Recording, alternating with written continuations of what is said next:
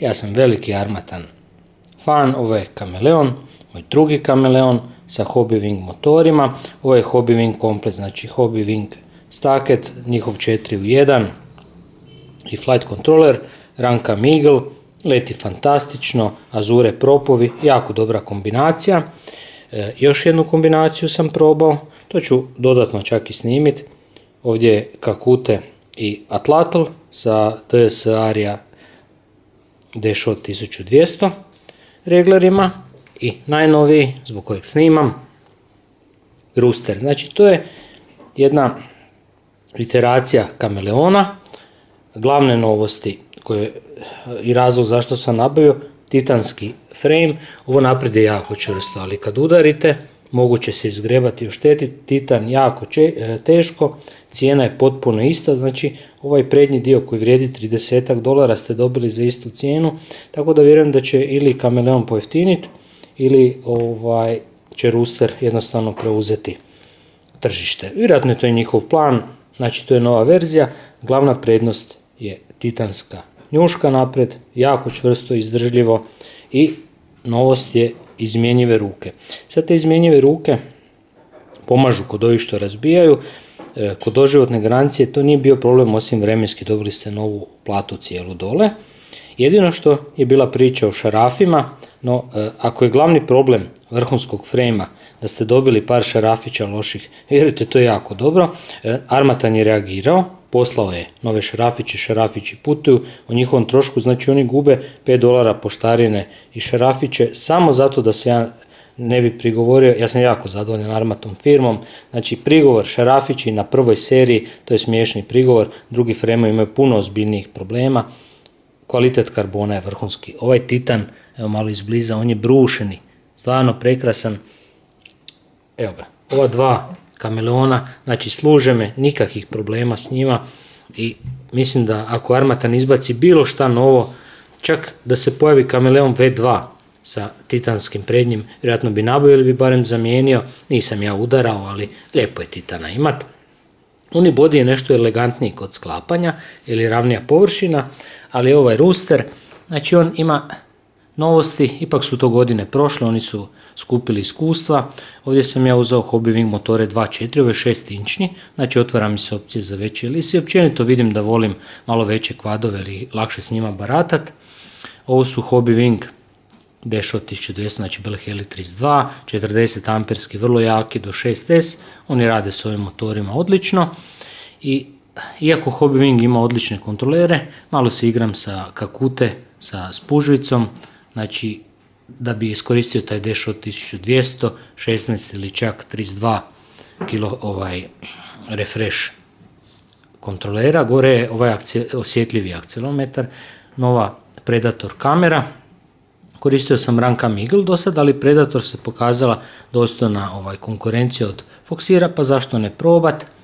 Znači jako uredan, čvrst, stabilan, ovo je malo teži, 6 inča, ima dosta grama, bolje da ne važem, znači ovi motori su teži, regleri su teži, ali meni odgovara, meni je bitnija stabilnost za miran snimak, ja letim dosta umjereno, ima snage koliko želim, uvijek mogu podići na 5 ili 6S.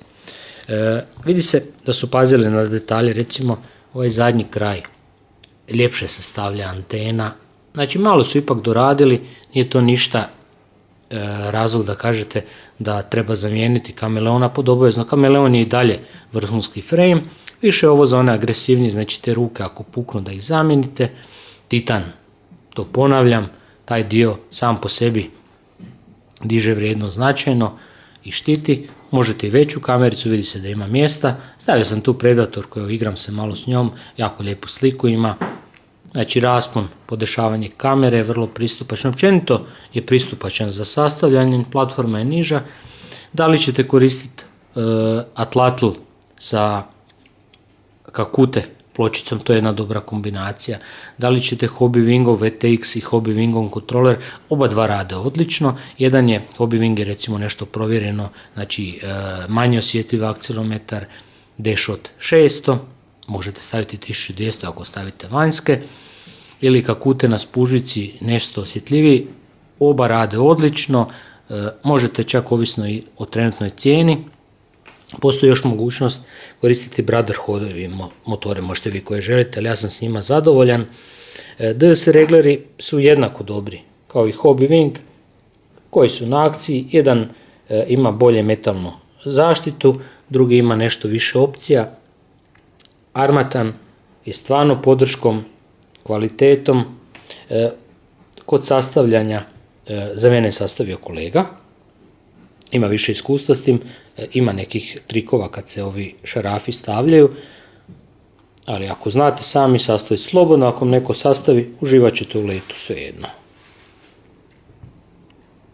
Znači, Armatan Rooster, još ću poslije više detalja, stavit ću linkove na dijelove koje sam stavio, alternativne dijelove ako odlučite ići Hobby Wing putem ili Kakute putem. Te dvije firme sam jako zadovoljan, postoji njihov 32 bitni regler, ima malo više lemljenja, ali su jako dobri, izgleda kao oni Wraith 32.